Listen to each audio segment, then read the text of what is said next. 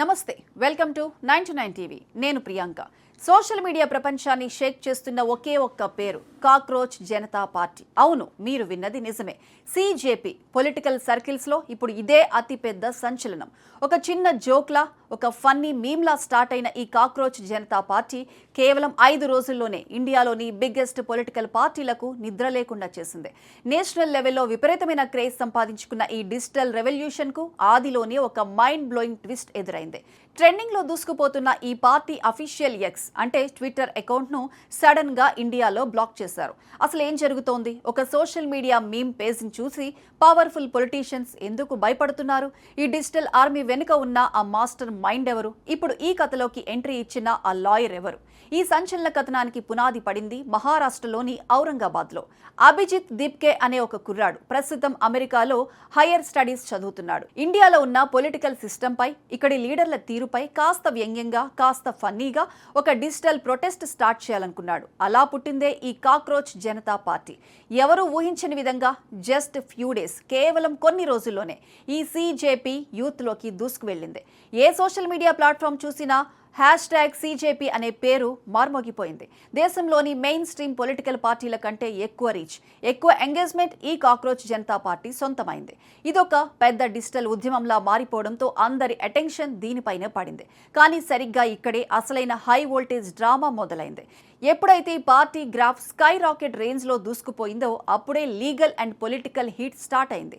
గత గురువారం అంటే ఈ సిజేపీ అకౌంట్ స్టార్ట్ అయిన సరిగ్గా 5వ రోజున భారత్ లో దీని ఎక్స్ ఖాతాను సడన్ గా హోల్డ్ లో పెట్టారు. ఐటీ రూల్స్ ప్రకారమో లేదా మరే ఇతర లీగల్ రీజన్స్ వల్ల ఈ అకౌంట్ ను బ్లాక్ చేయడం దేశవ్యాప్తంగా ఒక పెద్ద హాట్ టాపిక్ గా మారింది. యూత్ అంతా షాక్ అయ్యారు. ఒక ఫన్నీ సోషల్ మీడియా మూవ్మెంట్ ను ఇలా ఎలా బ్యాన్ చేస్తారంటూ ఇంటర్నెట్ లో వార్ మొదలైంది. అయితే కథ ఇక్కడితో అయిపోలేదు. ఎందుకంటే ఈ బ్యాన్ తర్వాతే అసలైన ట్విస్ట్, ఒక mind blowing climax drama screen పైకి వచ్చింది. ఇప్పుడు సీన్ లోకి ఎంటర్ అయ్యాడు హర్యానాలోని పానిపట్కు చెందిన లాయర్ సుధీర్ జాకర్. అసలు కథను పూర్తిగా మలుపు తిప్పిన క్యారెక్టర్ ఇతనే. ఎక్స్ అకౌంట్ బ్లాక్ అవ్వటం, అసలు ఫౌండర్ అభిజిత్ దీప్కే అమెరికాలో ఉండటాన్ని లాయర్ సుధీర్ జాకర్ ఒక గోల్డెన్ ఆపర్చునిటీలా భావించాడు. వెంటనే రంగంలోకి దిగి నేరుగా న్యూఢిల్లీలోని central election commission of India office తలుపు తట్టాడు. లాయర్ సుధీర్ జాకర్ ఎలక్షన్ కమిషన్ కి ఇచ్చిన అప్లికేషన్లో ఏముందో తెలుసా? అది వింటే ఎవరైనా సరే ముక్కున వేలేసుకోవాల్సిందే. ఈ కాక్రోచ్ జనతా పార్టీ కేవలం ఒక మీమ్ కాదు, ఇది ఒక లార్జర్ దాన్ లైఫ్ మూమెంట్. ప్రస్తుతం యువతలో సిస్టమ్ పై ఉన్న కోపానికి ఇది ఒక ప్రతీక. ఈ పార్టీని రిజిస్టర్ చేసుకోవడానికి ఇండియాకు రమ్మంటే ఫౌండర్ అభిజిత్ దీప్కే రావటం లేదు. ఆయన అమెరికాలోనే ఉండిపోతున్నాడు. ఒకవేళ ఎవరైనా ఈ పాపులర్ పేరును మిస్యూజ్ చేస్తే ఈ యూత్ ఉద్యమం నాశనమైపోతుంది. అందుకే ఈ కాక్రోచ్ జనతా పార్టీ పేరును తన పేరిట రిజిస్టర్ చేసి ఆ రైట్స్ ను తనకిచ్చేయండి, నేనే ఈ పార్టీకి నేషనల్ కన్వీనర్ గా ఉంటాను అని ఎలక్షన్ కమిషన్ అధికారికంగా కోరాడు.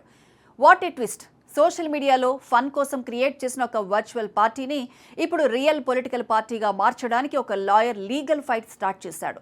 దీనితో ఇప్పుడు ఈ ఇష్యూ అసలు founder Abhijit Dipke versus lawyer Sudhir Jakhar గా మారిపోయింది.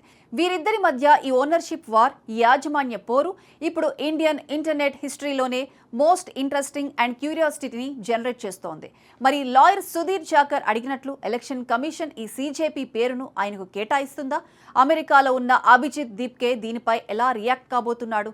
తుఫాను వేగంతో దూసుకువచ్చిన ఈ కాక్రోచ్ జనతా పార్టీ ఇక్కడితో క్లోజ్ అవుతుందా, లేక రాబోయే రోజుల్లో రియల్ ఎలక్షన్స్ లో ఒక కొత్త పొలిటికల్ ఫోర్స్ లా రూపాంతరం చెందుతుందా?